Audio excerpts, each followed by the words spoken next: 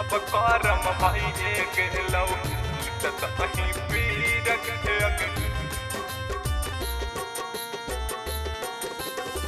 पूजा recording studio Jehanabad. सब करम भाई एक लौ तहीं पीर के। आप सुन रहे हैं प्रेम निराला को। मरग लियऊ हम के बाबू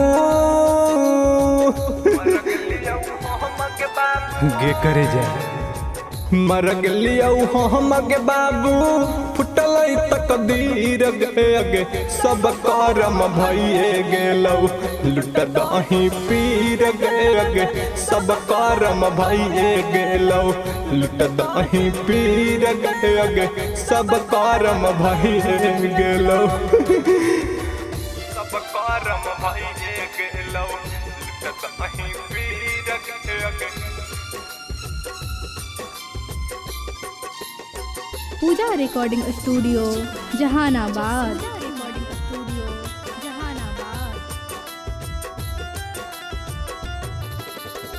भूल गे ना पगली हमर कोइला प्यार गे ना पगली हमर के करे जा प्यार गे।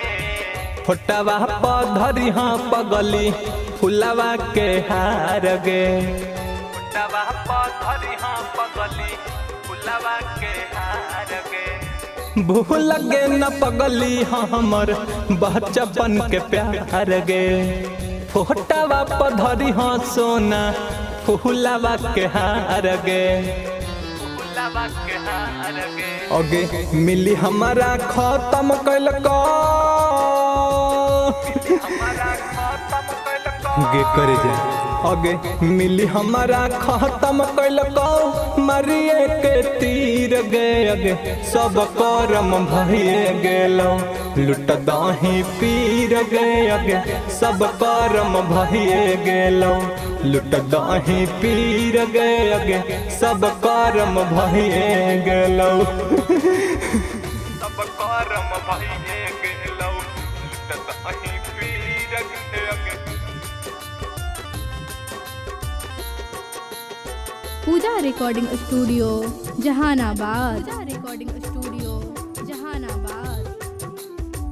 सब करम भाई एक लौ तहीं पीर के।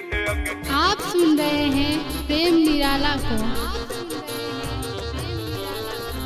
किस्मत में रहल ना टूट गेलौआ सगे गे करे जा काहे से कइले अगे मर गेलौ पगला तोर छुट गेलौ सांस गे